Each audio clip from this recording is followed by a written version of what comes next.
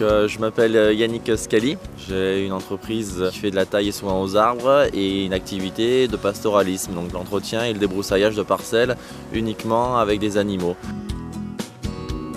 J'interviens sur les digues du Rhône depuis début juillet jusqu'à début novembre.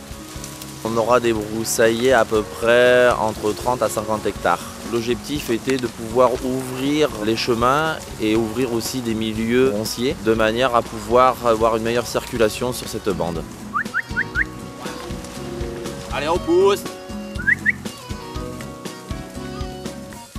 J'utilise pour faire mes entretiens la chèvre du Rove, une chèvre qui est utilisée justement vraiment pour le débroussaillage. C'est la meilleure qu'on peut avoir pour rentrer dans les ronciers, les aubépines.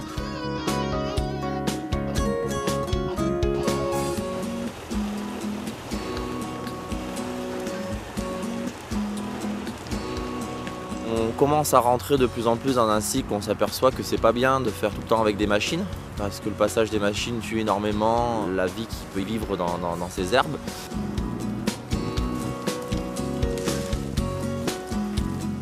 Je suis Thierry Dutoit, directeur de recherche au CNRS dans une unité qui s'appelle l'Institut méditerranéen de biodiversité et écologie, qui est sur Marseille et Avignon. Donc ce qui nous intéresse particulièrement ici en termes de recherche, en fait, c'est d'étudier les relations des espèces végétales entre elles, ce qu'on appelle les processus de coexistence, essayer d'expliquer pourquoi il y a tant d'espèces, pourquoi telle ou telle espèce est présente dans telle ou telle condition. Et sur ce site, donc, qui a été créé totalement artificiellement dans les années 50, ce qui est très intéressant, c'est qu'on a eu une résilience, on va dire, de la nature, donc une capacité en fait des communautés végétales à créer des choses qui sont finalement très diversifiées, tant en nombre d'espèces que de types d'habitats, des fourrés, des petites pelouses, etc., qui donnent à ce site une très grande richesse.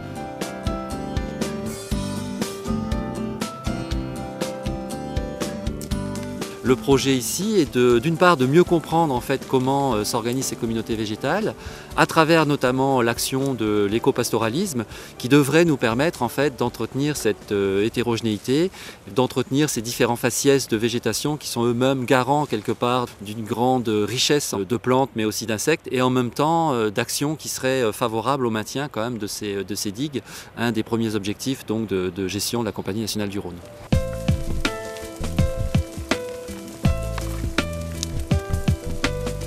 Donc, il faut savoir au niveau scientifique qu'on est actuellement incapable de modéliser ou d'avoir ce qu'on peut appeler une théorie unique sur comment les végétaux cohabitent entre eux.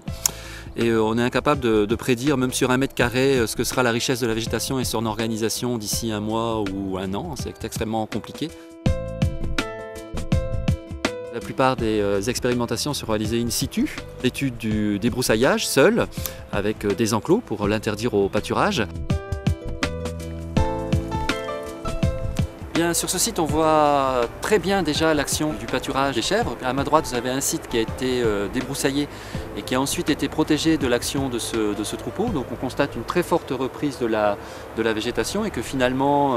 les ronces dont on veut limiter en fait l'expansion vont reprendre rapidement pied. Et au contraire, sur la gauche, eh bien, on peut constater que le milieu qui a été débroussaillé et pâturé en cette saison 2013, lui reste relativement ouvert, avec certes de la ronce mais qui a du mal à reprendre en fait son recouvrement et surtout ce qui nous intéresse, l'apparition en fait de certaines espèces comme cette espèce qui est une plante de la famille des gentianes qui s'appelle Blackstonia perfoliata, qui est une espèce dont les graines sont contenues dans le sol, qui ne pouvait pas germer tant que la végétation était fermée et que maintenant la végétation a été ouverte par le débroussaillage et par le pâturage peut s'exprimer. Donc on va avoir ici sur cette partie une augmentation de la richesse en espèces dont certaines peuvent avoir des valeurs patrimoniales, donc certaines peuvent être rares et intéressantes sur la région. Sans gestion en fait par le débroussaillage mécanique et par le pastoralisme, que ce soit les moutons ou les chèvres, on aurait une colonisation en fait préférentielle de la ronce qui recouvrirait l'ensemble, qui rendrait ce milieu homogène et donc moins intéressant en fait par rapport à l'hétérogénéité de la flore ou même de la faune qu'on peut rencontrer, notamment les insectes.